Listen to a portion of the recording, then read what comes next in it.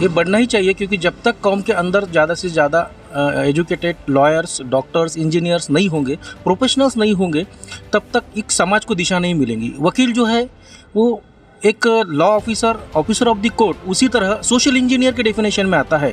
एक समाज को अब एक उन्नति की तरफ लेके जाना और समाज की अच्छी बांधनी करना, यानी बॉन्डिंग करना, उसके लिए एक वकील का जो है एक बॉन्डिंग ड्यूटी है। इसीलिए हर घर से एक वकील कम से कम होना चाहिए। इसीलिए लोगों ने शिक्षा की ओर बढ़ना चाहिए। या विधानसभा जो होती है स्टेट की, जब वो लॉ बनाती है तो माशरे की भलाई, फलाह, बहबूद के लिए बनाई जाती है। अगर हम इस कानून को समझेंगे, इसके इम्प्लीमेंटेशन के बारे में जानेंगे और हमारे माशरे में अगर कानूनदा की जो लोग हैं या वकील वकला है, इनकी अगर तादाद बढ़ेंगी तो इससे हमारे माशरे में फलाह बहबूद होंगी।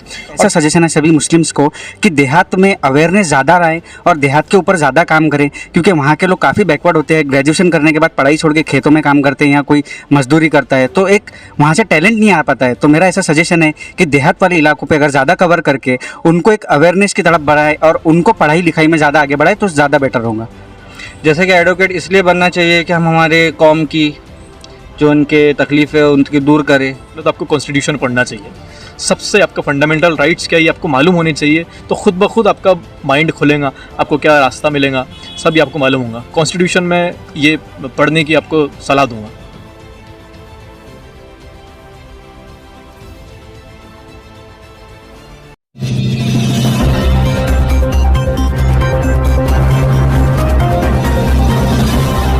एडवोकेट नासिर शाह, अमरावती।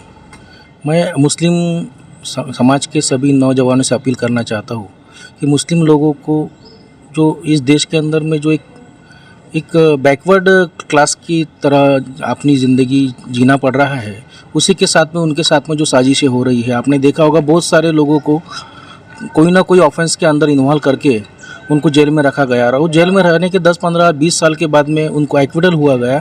ऐसी साजिशें हमारे समाज के खिलाफ इसलिए होती है कि दो चीज़ों का हमारे समाज के अंदर में बहुत ज़्यादा कमी है। एक तो सबसे पहली चीज़ है कि एजुकेशन। हमारे कौम के अंदर में एजुकेशन की कमी होने की वजह से ये लोग जो है साजिशों के शिकार होते हैं। इसीलिए समाज में सबसे पहली बात यह है कि सभी हर घर से कम 4-5 लोगों को तो भी ग्रेजुएट होना चाहिए, पढ़ना चाहिए। हर बच्चे को जो सबसे पहला उसका कोई भी माँ बाप है, उसका सबसे पहला फ़र्ज़ ये होना चाहिए कि अपने बच्चों को हम पढ़ाए, लिखाए और काबिल बनाए। पढ़ने का मकसद नौकरी नहीं है, एक इंसान बनने के लिए और किसी की साजिशों के हम शिकार नहीं होंगे। इसलिए जो एजुकेशन है सबसे बेहतरीन और सबसे बड़ी चीज़ है। अगर हम सब लोग एजुकेटेड हो जाए तो ये सारे साजिशों के हम शिकार नहीं होंगे, सही गलत हमको समझ में आएगा।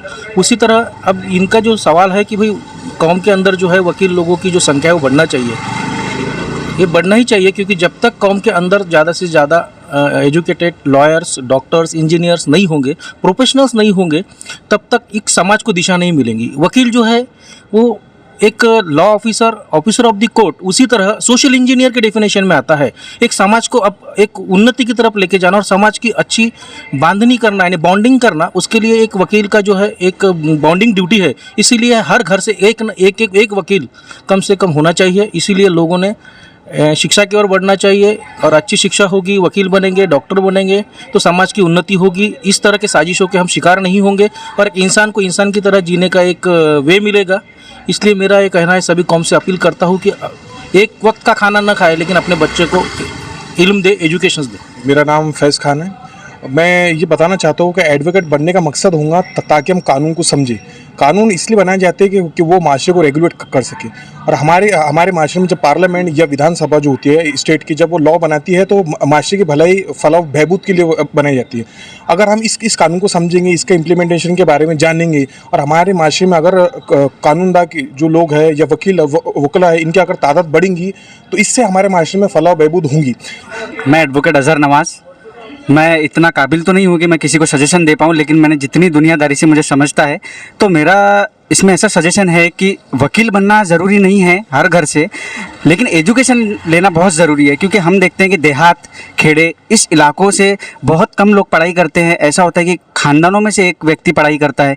तो मेरा एक ऐसा सजेशन है सभी मुस्लिम्स को कि देहात में अवेयरनेस ज़्यादा रहे और देहात के ऊपर ज़्यादा काम करें, क्योंकि वहाँ के लोग काफ़ी बैकवर्ड होते हैं। ग्रेजुएशन करने के बाद पढ़ाई छोड़ के खेतों में काम करते हैं या कोई मजदूरी करता है, तो एक वहाँ से टैलेंट नहीं आ पाता है। तो मेरा ऐसा सजेशन है कि देहात वाले इलाकों पर अगर ज़्यादा कवर करके उनको एक अवेयरनेस की तरफ बढ़ाए और उनको पढ़ाई लिखाई में ज़्यादा आगे बढ़ाए तो ज़्यादा बेटर होगा।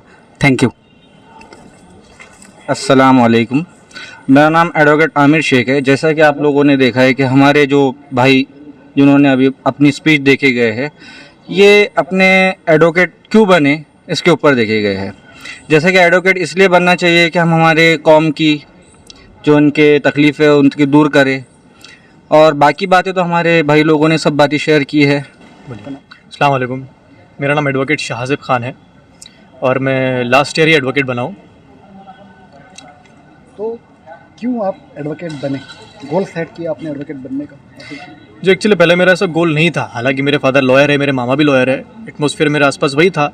मैं चाहता था कुछ और बनता, क्योंकि मैं इन चीज़ों से बोर हो चुका था। लेकिन फिर मैंने देखा करके मेरे जो सोसाइटी, मेरे आसपास जो मुसलमान रहते थे या गैर मुसलमान भी रहते थे, दलित है, ये लोग बड़े मिज़री में रहते थे।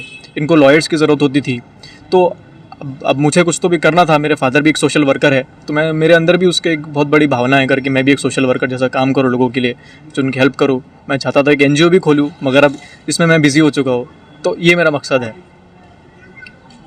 मुस्लिम नौजवान जो है क्रिमिनल एक्टिविटीज़ में ज़्यादा इन्वॉल्व है, एजुकेशन के मामले में बहुत पीछे है, और एडवोकेट बने तो उनको ऐसा कोई मोटिवेट करने वाला भी नहीं है। देखिए, क्रिमिनल लॉयर जो है मुसलमान उसमें काफ़ी है, पर मुझे लगता है करके अब सिविल में मुस्लिम लॉयर्स ने जाना चाहिए।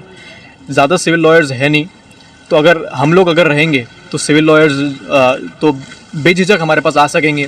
हमारे भाई बहन रहेंगे, वो दूसरों के पास जाते हैं, तो मेरी बहन मेरे पास आ सकेंगी।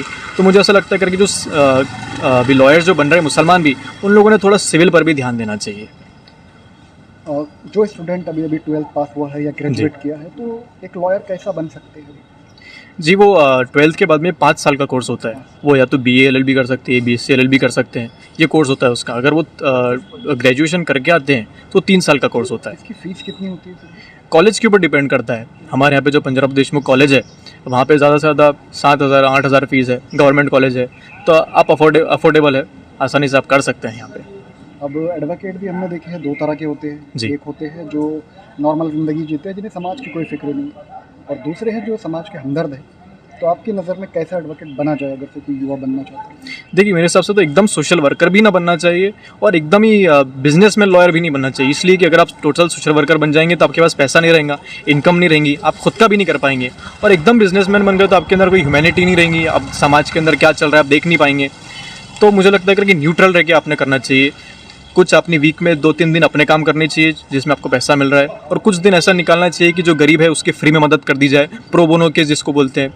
तो ये ऐसा करे तो बैलेंस रहेगा सब बिल्कुल, और सबका काम होता रहेगा। आप भी खुश रहेंगे, वो भी खुश रहेंगे, आपको दुआएं देता रहेगा। एक आखिरी सवाल पूछना चाहेंगे, कानून की जानकारी ना होने की वजह से जब भी हम FIR दर्ज करवाने जाते हैं तो पुलिस इंस्पेक्टर या कोई और अधिकारी FIR दर्ज करने से मना कर देते हैं। जी, ऐसा होता है। कई बार आपसे कुछ भूल हो जाती है, या कुछ भी आप अगर क्राइम कर देते हैं तो आपके ऊपर वो आपको डरा धमका के कि हम तुम्हारे ऊपर ये मुकदमा कर देंगे, ये धारा लगा देंगे, और वो लगा देते हैं। बाद में हम फिर कोर्ट में जब आता है तब उसको प्रूफ करते करके ऐसा नहीं है, बट उनके ऊपर वो लगा दिया जाता है जो कि उनको मालूम नहीं होता है। तो वहाँ वो पुलिस से आर्ग्यू भी नहीं कर पाते, वो उनके सामने हेल्पलेस हो जाते हैं। तो ये बहुत बुरी बात है। उनको थोड़ा मालूमात होनी चाहिए, कॉन्स्टिट्यूशन की मालूमात होनी चाहिए। जब आपको ट्रैफिक पुलिस पकड़ लेता है तो क्या करना चाहिए, इसकी मालूमात होनी चाहिए। आपकी चाबी नहीं ले सकते, तो पूरा सरेंडर कर देते हैं अपने आप को। लीगल अवेयरनेस के लिए हमें क्या करना चाहिए? लीगल अवेयरनेस के सबसे पहले तो आपको कॉन्स्टिट्यूशन पढ़ना चाहिए। सबसे आपका फंडामेंटल राइट्स क्या है ये आपको मालूम होने चाहिए, तो खुद ब खुद आपका माइंड खुलेगा, आपको क्या रास्ता मिलेगा सब ये आपको मालूम होगा। कॉन्स्टिट्यूशन में ये पढ़ने की आपको सलाह दूंगा।